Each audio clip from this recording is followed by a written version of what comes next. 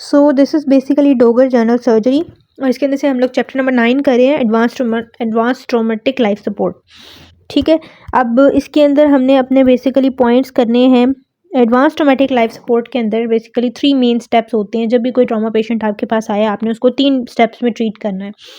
First is the primary survey, second is the secondary survey and third is the definitive treatment. ठीक है, उससे पहले हमारे पास आता है गोल्डन आवर कॉन्सेप्ट। जब भी कोई ट्रॉमा पेशेंट आपके पास आया है, आपके ऊपर जो इनिशियल टाइम होता है ना, गोल्डन टाइम, जिसके अंदर आप उसकी ट्रॉमेटिक इंजरी के बाद उसकी लाइफ सेव करने के और मिनिमल कॉम्प्लिकेशंस के, मिनिमल डेथ को प्रिवेंट करने के हाईएस्ट पॉसिबिलिटी होती है ना, उस टाइम को हम गोल्डन आवर कहते हैं। ठीक है, जैसे यहाँ लिखा हुआ है ट्रोमेटोलॉजी के अंदर, the golden hour also known as golden time refers to a time period lasting for 1 hour or less following traumatic injury during which there is the highest possibility that adequate treatment will prevent death। ठीक है, ये इसकी definition है। उसके बाद है ATLS provider team होती है, पूरी एक टीम। आपको जब भी आप सर्जरी के वार्ड में जाएंगे, इमरजेंसी में जाएंगे ना, तो आपको ATLS की पूरी एक टीम मिलेगी। उस टीम के अंदर एक सर्जन होता है, एक ऑर्थोपेडिक सर्जन होता है, यहाँ आपके पास नर्सेज होती हैं, आपके पास एनेस्थेटिक्स होता है, नर्सेज होती हैं, और भी लोग होते हैं, वो इधर आएंगे। उसमें 2 बेसिकली ऑर्गेनाइजेशन है, वर्टिकल ऑर्गेनाइजेशन और हॉरिजॉन्टल ऑर्गेनाइजेशन। वर्टिकल ऑर्गेनाइजेशन इस तरह से वर्क करती है कि एक डॉक्टर आएगा, वो अपना काम करेगा, वो चला जाएगा, फिर दूसरा आएगा, वो अपना काम करेगा, वो चला जाएगा। ये होती है vertical organisation, that is least efficient.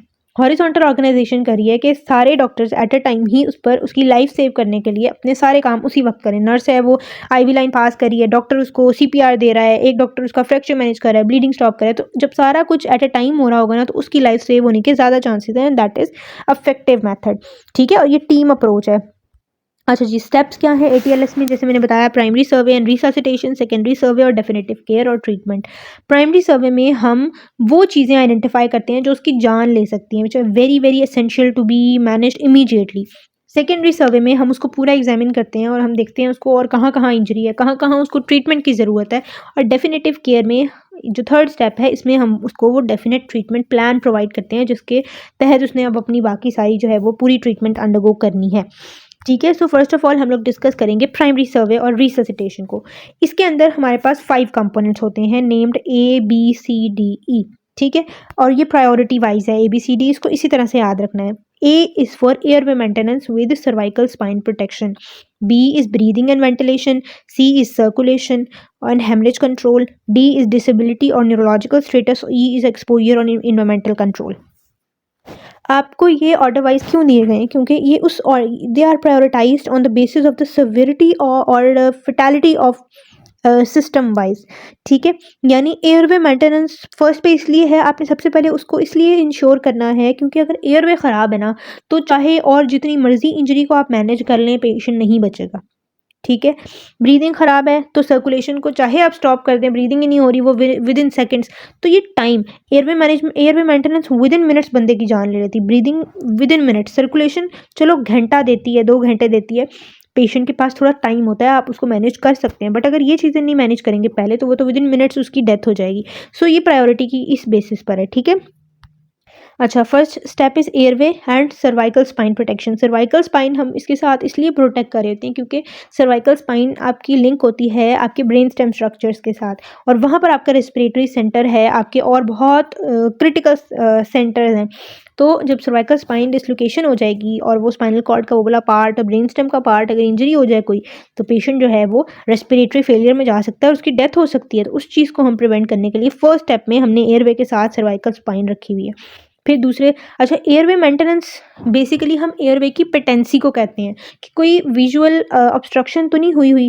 ठीक है, कोई चीज़ अंदर फंस गई हो, पेशेंट की जो है वो कुछ ऐसा एस्पिरेशन हो गई हो, कुछ निगल गया हो, या उसका गले के अंदर कुछ चला गया है, कोई रॉड अटकी हुई है, विजिबल इस तरह की चीज़ें जिन्होंने अपेरेंटली ब्लॉक ऑब्स्ट्रक्शन कॉज की हुई है, उसको हम एयरवे के अंदर लेते हैं। ब्रीदिंग और वेंटिलेशन की प्रॉब्लम है कि लंग्स के लेवल पर कोई प्रॉब्लम है, लंग्स के अंदर कोई ऐसी एब्नॉर्मैलिटी है जो वो नहीं ब्रीथ कर पा रहा, तो वो हम फिर लंग्स में दूसरे लेवल पर दिखते हैं। ठीक है, सो इवैल्यूएशन, सबसे पहले हम एयरवे और सर्वाइकल स्पाइन कंट्रोल पढ़ लेते हैं। मैंने आपको वर्बली सारा कुछ इसमें बता तो दिया है।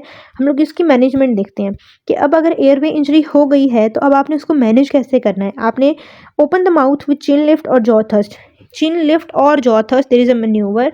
ये हम उस पेशेंट में करते हैं। इसकी इधर कहीं पिक्चर भी बनी होगी, नहीं बनी हुई। इसमें पेशेंट की चिन को लिफ्ट करते हैं, ठीक है, और उसके बेसिकली जॉ को वो जोर लगा के ऊपर करते हैं, जिससे उसका जो एयरवे है ना, ताकि वो बिल्कुल सीधा हो जाए, ठीक है। और हम साथ में सर्वाइकल स्पाइन को इमोबिलाइज करते हैं। उसके बाद clear the oropharynx of blood, कोई म्यूकस फॉरेन बॉडी है उसको निकालें। अनकॉशन पेशेंट है तो उसकी टंग पीछे जा सकती है और ऑब्स्ट्रक्शन कर सकती है, तो उसको आपने प्रेस करके रखना है। If the above measures are not sufficient और पेशेंट अनकॉन्शियस है और स्टिल उसको सांस नहीं आ रहा, तो फिर हम एंडोट्रेकियल इंट्यूबेशन पे जाते हैं। फिर हम उसकी ट्रेकिया के अंदर जो है वो पाइप के थ्रू जाकर फिर उसके लंग्स तक जो है एयर की एंट्री पूरी खुद बनाते हैं, ठीक है, और उसको ऑक्सीजन दे रहे होते हैं। ठीक हो गया। उसके बाद नेक्स्ट हेडिंग में एंडोट्रेकियल इंट्यूबेशन नहीं हो सकती, फॉर एग्जांपल उसको सीवियर फेशियल ट्रॉमा है और आप उसको नहीं इंट्यूबेट कर सकते, फिर आप उसके क्रीकॉइड कार्टिलेज और थायराइड कार्टिलेज के दरमियान थोड़ी सी जगह होती है, वहाँ इंसिजन देते हैं और वहाँ से फिर आप जो है वो उसकी रेस्पिरेशन को इंश्योर करते हैं। All trauma patients are suppose to have spine injury until proven otherwise. और ये इन्होंने सी स्पाइन सर्वाइकल स्पाइन का लिखा हुआ है कि जब तक आपको कंफर्म नहीं हो जाता कि इस पेशेंट को कोई सर्वाइकल स्पाइन इंजरी नहीं है, तब तक आपने हर ट्रॉमा पेशेंट के सर्वाइकल स्पाइन को बहुत डेलिकेटली डील करना है, क्योंकि आपको नहीं पता उसको इंजरी है या नहीं है।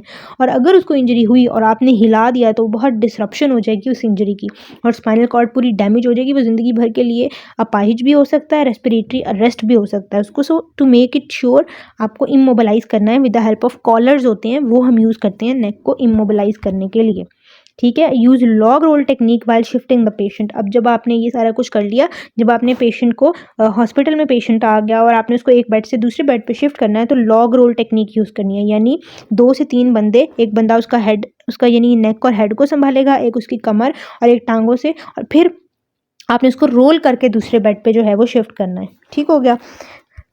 ये पूरा आपका एयरवे मैनेजमेंट था। ब्रीदिंग और वेंटिलेशन को किस तरह से करेंगे, उसमें एयरवे ऑब्स्ट्रक्शन वो हमने पहले डिस्कस कर लिया। अच्छा, ब्रीदिंग में लंग के लेवल पर प्रॉब्लम है, टेंशन नीमोथोरिक्स हो सकता है, massive haemothorax, open pneumothorax, flail chest, cardiac tamponade.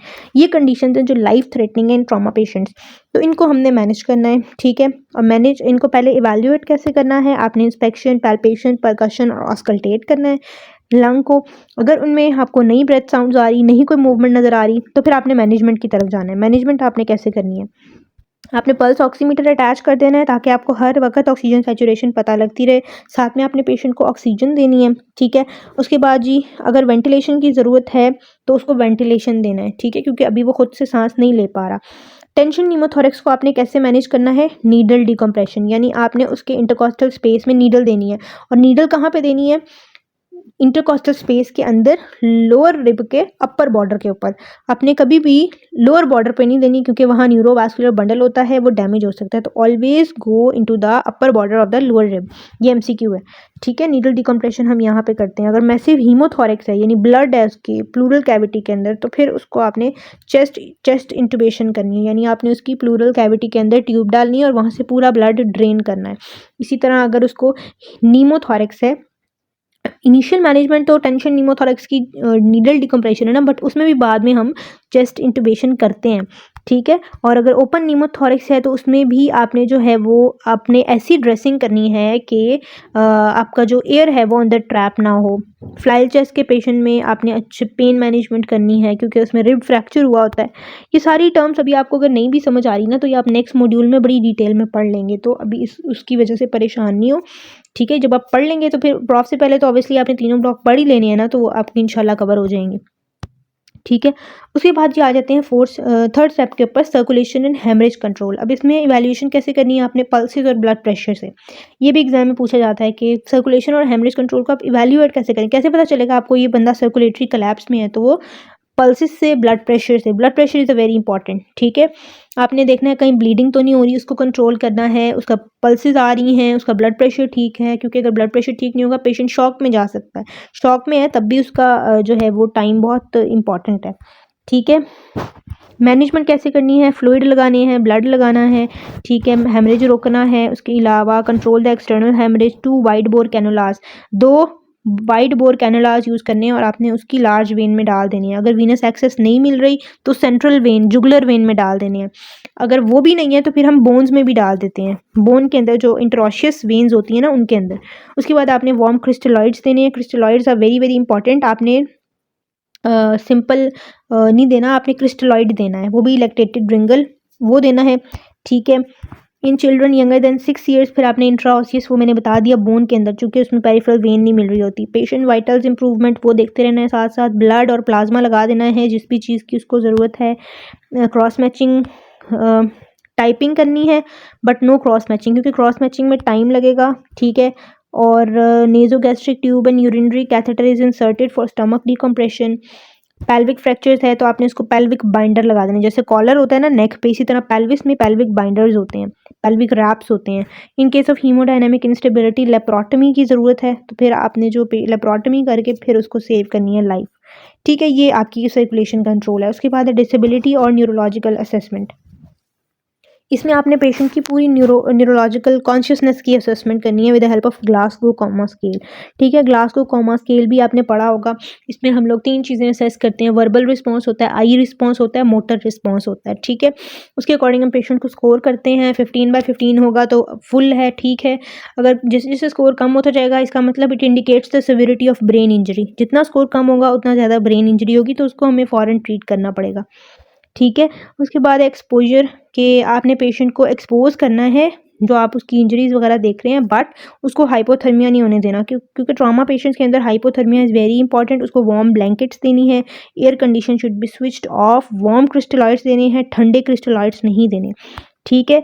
और उसको आपने पूरा एक्सपोज करके पूरी इंजरीज को हर चीज़ को ऑब्जर्व करना है। तो ये यहाँ पर आपके आके प्राइमरी सर्वे जो है वो ख़त्म हो जाता है। अब हम सेकेंडरी सर्वे करते हैं। सेकेंडरी सर्वे में कुछ भी इंपॉर्टेंट नहीं है, प्राइमरी सर्वे सबसे ज़्यादा इंपॉर्टेंट है। सेकेंडरी सर्वे में ना आपने उसकी पूरी डिटेल्ड हिस्ट्री लेनी है, जो आप हिस्ट्री लेते हैं सर्जरी में। उसके बाद आपने उसकी पूरी फिजिकल एग्जामिनेशन करनी है फ्रॉम हेड टू टो, और आपने ये सारी बातें हिस्ट्री में और एग्जामिनेशन में ज़रूर देखनी है, ठीक है। ये आपकी सेकेंडरी सर्वे होगी। और आपकी जो डेफिनेटिव केयर है उसके अंदर हम लोग पूरी जो है वो जो भी उसका ट्रीटमेंट प्लान है वो उसको देंगे, ठीक है। अगर फ्रैक्चर हुआ है तो उसकी रिडक्शन होनी है, उसका ऑपरेशन होना है, क्या होना है, वो सारा कुछ उसको बता देंगे, ठीक है। सो ये आपके पास जी पूरा ATLS था। इसके अंदर जो जो ये यहाँ पर जॉ थर्स्ट मैन्यूवर दिया हुआ है, ठीक है, ये जॉ थर्स्ट है। यहाँ पर इन्होंने हर प्रोसीजर को डिटेल में आगे एक्सप्लेन किया हुआ है, बट मैंने आपको ना वर्बली बता दिया है कि क्या क्या चीज़ें इंपॉर्टेंट थी। यहाँ पर भी ये जॉ थर्स्ट मैन्यूवर दिखाया, मैंने आपको बताया था चिन को पकड़ के ऊपर करते हैं। ये लॉग रोल है कि 3 लोग पूरे, एक ने टांगों, एक ने ट्रंक और एक ने हेड और नेक को स्टेबल किया हुआ है, और फिर वो उसे बेड पर दूसरे पर शिफ्ट करते हैं, ठीक है। So that was your ATLS। अब हम इसको बुक से वो चैप्टर 3 से पढ़ते हैं कि इसके पास पेपर में क्या क्या क्वेश्चन जो हैं वो पूछे गए हैं, ठीक है। सो पहला सवाल हमने पढ़ा, उसमें उन्होंने पूछा है what step should take to secure his airway. तो आपको पता चल गया एयरवे सिक्योर करने के लिए क्या क्या चीज़ें करनी पड़ती हैं। एयरवे मैन्यूवर्स हैं, जैसे जॉ थर्स्ट है, चिन लिफ्ट है, ये करना पड़ता है। आपको एंडोट्रेकियल इंटुबेशन करनी पड़ सकती है, अगर उसकी एक्सेस नहीं है फिर हम ट्रेकियोस्टमी करते हैं, ठीक है। What are different methods to secure airway, again वही सारे।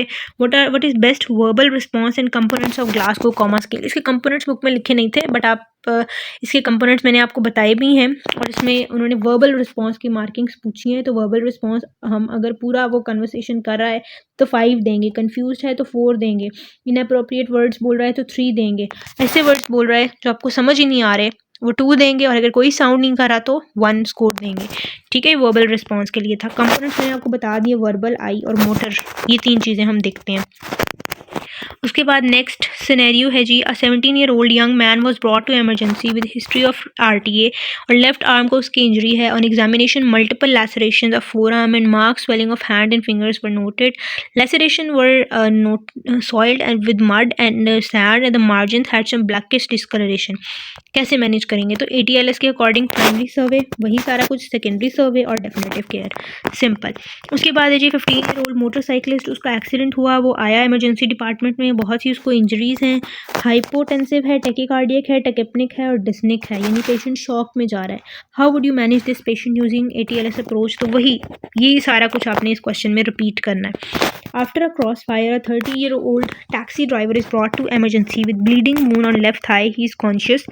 What will be your first step of reception? सबसे पहले आपने उसकी ब्लीडिंग, अब जो नया ट्रेंड आया ना उसमें हम सबसे पहले ब्लीडिंग कंट्रोल करके फिर हम एयरवे पे जाते हैं। तो control of haemorrhage by direct pressure, structure, epinephrine soaked gauze, packing और टॉर्निकेट। ठीक है, उसके बाद जी 4 स्टेप्स ऑफ मैनेजमेंट, वो आपने देख लेने हैं कि आपने आईवी लाइन पास करनी है, उसको ब्लड देना है क्योंकि उसका मेजर जो है वो ब्लड लॉस है, वाइटल मॉनिटर करने हैं, पेन रिलीफ, प्रोफाइलैक्टिक एंटीबायोटिक देनी है, एक्सरे कराना है फ्रैक्चर के लिए, और final treatment wound cleansing, debridement, wound को कवर करना है और अगर फ्रैक्चर है तो उसको मैनेज करना है। ठीक है, next, a 54-year-old working woman got a penetrating wound on her right temporal region which was bleeding profusely. On reaching accident and emergency department 30 minutes later, she was not breathing. Her pulse BP was not recordable. In spite of all resuscitation efforts, she could not be revived. What pre-hospital management could have saved her life? सबसे पहले pressure on bleeding site, immobilization of cervical spine, securing airway और timely access to hospital. क्योंकि वो 30 minutes late आई, ये सब कुछ नहीं हो सका तो फिर इस वजह से उसकी डेथ होगी। ये सारा कुछ होना चाहिए था एडिशनली। उसके बाद जी प्राइमरी सर्वे एंड रिससिटेशन में सवाल है, a couple was brought in emergency after RTA. Husband was received dead while the wife is depressed conscious level. Primary secondary surveys was done and she was managed conservatively. Tri-modal distribution of death along with the cause in each groups. अच्छा, ये important है कि हम death को 3 parts में divide करते हैं, immediate deaths, early deaths and late death. Immediate death हो हम कहते हैं जब वो मैसिव हेड इंजरी और ब्लीडिंग हो। ठीक है, अर्ली डेथ्स होती हैं because of oxygenation failure of tissues, late death होती हैं because of multiple organ failure and sepsis. ठीक है, ये trimodal distribution of death है। And list 5 adjuncts to the primary survey. Primary survey में साथ साथ हम और क्या करा रहे होते हैं, ये वहाँ पर नहीं लिखा हुआ था। हम पेशेंट का साथ साथ पल्स ऑक्सीमीटर लगाया होता है, आईवी एक्सेस ले रहे होते हैं, वेंटिलेटर रेट देख रहे होते हैं, एक्सरे और fast scan, fast CT scan कराते हैं एब्डोमेन का ताकि कोई कंसील्ड इंजरी हो तो हमें वो मिल जाए। ईसीजी और बीपी देखते हैं, यूरिनरी एंड गैस्ट्रिक कैथेटर्स डालते हैं, मैंने बताया था नीजो गैस्ट्रिक ट्यूब और कैथेटर डालते हैं, तो वो भी हैं, ये एडजंक्ट्स हैं, ये हम साथ साथ कर रहे होते हैं along with the primary survey. उसके बाद है the heart beat core of ATLS system comprises of ABCDE of trauma care. What do you understand by primary survey mnemonic ABCDA, तो ये आपने वो पूरा लिख देना है। उसके बाद definitive tertiary care plan, what is fast, it is performed in C part of primary survey to look for concealed haemorrhage, मैंने जैसे आपको बता दिया है। Write down its uses and limitations. Uses quickly picks intraperitoneal fluid, quickly assess injury likely to require emergency surgical intervention, जो कि आपके concealed areas में abdomen में हो सकता है। Limitations क्या है, ये directly identify नहीं करता, intraperitoneal fluid less than 100 ml को pick नहीं करता, और obstruction by bowel gas, obesity, extensive surgical emphysema. Next topic is triage. Triage is very important topic with respect to OSPE point of view particularly. ये आपके OSPE में आ सकता है, वैसे उसमें रिटर्न में भी आ सकता है, MCQ में भी आ सकता है, बट OSPE में हमें आया था। In a suicide bomb attack, 50 people died and 150 were injured, which were rushed to local district hospitals. Suppose you were medical officer. अच्छा, ट्राइएज होता ये है बेसिकली, जो ट्रॉमा पेशेंट्स होते हैं ना, उनमें डिफरेंट लेवल ऑफ इंजरीज होती हैं। अगर कोई मैस लेवल पे डिस्ट्रक्शन हुई है, कोई इतना बड़ा रोड एक्सीडेंट हुआ है, मल्टीपल लोग इंजर हुए हैं ना, तो अब हर एक में डिफरेंट लेवल ऑफ इंजरी होती है। अब हमने ट्रीटमेंट करनी है उनकी इंजरी के हिसाब से, सवेरिटी के हिसाब से। हम पहले किन पेशेंट्स को देखेंगे जो ज़्यादा इंजरी, जिनकी ज़्यादा सवेरिटी है इंजरी की, तो हम उनको कैटेगराइज करते हैं, प्रायोरिटाइज करते हैं on the basis of severity of injury, उसे हम ट्राइएज कहते हैं। ठीक है, अब इमरजेंसी वार्ड में आए हैं, how do manage these casualties. Triage process of determining the priority of patient's treatment based on the severity of their condition. Category 1 labelled as red, red हम लेबल करते हैं उन पेशेंट्स को जो क्रिटिकल हैं but they are likely to survive if treatment is given on urgent basis. अगर फ़ौरन उनको ट्रीटमेंट दे दी जाए तो वो सर्वाइव कर जाएंगे, तो हम उनको सबसे पहले देखते हैं और रेड कलर से लेबल करते हैं। फिर 2 वाले येलो हैं जो क्रिटिकल तो हैं बट अगर विद इन आवर्स भी ट्रीटमेंट दी गई तो वो सर्वाइव कर लेंगे, तो हम उन्हें थोड़ा डिले कर सकते हैं, तो हम पहले रेड वालों को देख लेंगे। फिर ग्रीन वाले वो हैं स्टेबल होते हैं, वो अगर आप ट्रीटमेंट घंटों में भी, काफ़ी सारे घंटे या दिनों में भी डिले कर दें तब भी वो सर्वाइव कर जाएंगे, हम उनको ग्रीन लेबल करते हैं। ब्लैक वो होते हैं जो ऐसे पेशेंट हैं जिनका पता है कि अब वो सर्वाइव नहीं करेंगे या वो डेड हो गए ऑलरेडी, तो उनको हम ब्लैक कलर से लेबल करते हैं। ठीक है, तो ये ट्राइएज भी इंपॉर्टेंट है। उसके बाद जी आ जाते हैं damage control surgery. Damage control surgery, 30 years old male got severe trauma of abdomen and chest during RTA. He has presented with hemorrhage shock. He was shifted to operating room. अब damage control surgery हम क्यों करते हैं? To control life threatening haemorrhage. जो हम primary और secondary survey में ATLS के दौरान सर्जरी करते हैं ना, किसी की लाइफ को सेव करने के लिए, उसे हम डैमेज कंट्रोल सर्जरी कहते हैं। Is to control life threatening haemorrhage to resuscitate volume and stabilise the patient. ठीक है, 4 सेंट्रल स्ट्रेटजीज होती हैं। Treat existing coagulopathies, permissive hypertension, avoid dilutional coagulopathy, control haemorrhage. तो बेसिक मकसद हमारा हेमरेज को कंट्रोल करना है। उसमें हम हाइपरटेंशन होने देते हैं पेशेंट को, डायलेशनल कोएगुलोपैथी हमने नहीं होने देनी, ठीक है। और जो ऑलरेडी उसको कोएगुलोपैथीज है ना, उनको ट्रीट करना है ताकि उन क्लॉटिंग फैक्टर की एबनॉर्मेलिटीज़ की वजह से उसकी एक्सेसिव ब्लीडिंग ना हो। उसके बाद है what are the stages of damage control surgery. So stages देख लें, patient selection, operative control of haemorrhage, ICU resuscitation, definitive surgery and abdominal closure. ये स्टेप्स हैं जो हम इस सर्जरी में यूज़ करते हैं। क्राइटेरिया क्या है जी, किन पेशेंट्स का करेंगे, जिनका जो केमिकल बायोकेमिस्ट्री है वो ये होगी, serum lactate greater than 5, hypothermia है, लेस देन 34 बॉडी टेम्परेचर है, एसिडोसिस हुआ है, कोएगुलोपैथीज हैं और बीपी लेस देन 70 है। So they are fit for the damage control surgery. फॉरन उनकी सर्जरी करनी चाहिए, वो शॉक में होते हैं, ठीक है। So this was your whole of the ATLS जो हमने कर लिया है। Now we will do traumatic brain injury. अब हम बारी बारी रीजन्स पर आएंगे, ब्रेन करेंगे, स्पाइनल कॉर्ड करेंगे, आपकी लिम्स करेंगे, उनकी इंजरीज करेंगे, ठीक है। So traumatic brain injury. Traumatic brain injury can be considered as a combination of primary injury sustained on impact and hence not medically modifiable and secondary injury developing in the following hours and days. इसकी दो types होती हैं। Primary injury वो जो वाक़ये के दौरान आपको direct कोई चीज़ लगी और इंजरी हो गई। सेकेंडरी होती है कि हफ्तों महीनों बाद इंसिडेंट के किसी और वजह से इंजरी डेवलप होगी, वो सेकेंडरी हो जाएगी। Understanding the importance of intracranial pressure and related parameters is key to minimizing secondary injury and improving outcomes. The brain depends on continuous perfusion for oxygen and glucose delivery and hence survival. Normal cerebral blood flow is about 55 milliliters for every 100 gram of brain tissue. Ischemia results when this rates drop below 20. तो फिर ischemia होने लग जाएगा और even lower levels which result in infarction. ठीक है, अब आपने इसको कंट्रोल करना होता है unless promptly corrected. Flow depends on cerebral perfusion pressure, which is the difference between the mean arterial pressure and the intracranial pressure. जब हम इन दोनों प्रेशर्स को माइनस करते हैं ना, तो आपके पास सेरिब्रल परफ्यूजन प्रेशर जिस रेट से आपका सेरिब्रल आर्टरीज जो है उनको ब्लड मिल रहा है, वो वाला प्रेशर निकल आता है, ठीक है। कॉजेज क्या है ट्रोमेटिक ब्रेन इंजरी के? RTA, falls, assault. उसके बाद आ जाता है classification of head injury. Head injury को मैंने आपको बताया था हम GCA स्केल की बेस पे क्लासीफाई करते हैं। अगर फुल GCA स्केल 15 है तो मतलब बहुत माइनर सी हेड इंजरी है। उसके बाद अगर आपका 14 या 15 है with LOC level of consciousness, ठीक है, तो फिर माइल्ड इंजरी है। अगर 9 to 13 है मॉडरेट है और अगर 3 to 8 है तो फिर सीवियर हेड इंजरीज है। अच्छा जी, ब्रेन इंजरीज। अब इसमें सिनेरियो दिया हुआ है। अच्छा, ये पूरा ग्लास को कॉमा स्केल लिखा है, इसको आपने याद कर लेना है। MCQs और वाइवा और को क्वेश्चंस में पूछा जा सकता है। An 18-year-old man presented to ER as a victim of RTA. He's unconscious. He makes incomprehensible sounds, opens his eyes to pain, and his right arm extends to painful stimulus. उन्होंने तीनों का बता दिया। अब आपने इसको उसके अकॉर्डिंग स्कोर में क्लासीफाई करना है। He could localize area of painful stimulus on left arm.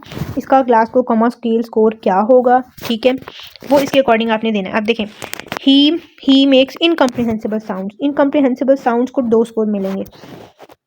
Eyes to pain, open eyes to pain, ठीक है, पेनफुल स्टिमुलस पे आई ओपनिंग हो तो भी 2 स्कोर मिलते हैं, 4 हो गए। और right arm extends to painful stimulus, तो पेनफुल स्टिमुलस को लोकलाइज कर रहा है 5 मार्क्स। तो 5 और 4 9 मार्क्स मिलेंगे इसको, ठीक है, ये यहाँ पर लिखा भी हुआ है। What is significance of GCS? It indicates level of consciousness following traumatic injury, simply and easy to use, relatively high degree of inter-observer reliability. Next question है, a young boy suffered a head injury in a motorcycle accident and arrived in the emergency with bleeding from his head and GCS scale उसका 8 है, ठीक है। आपने वो GCS scale लिखना है, वो सारा ऊपर टेबल बना हुआ था। How will you prevent secondary brain injury in this patient?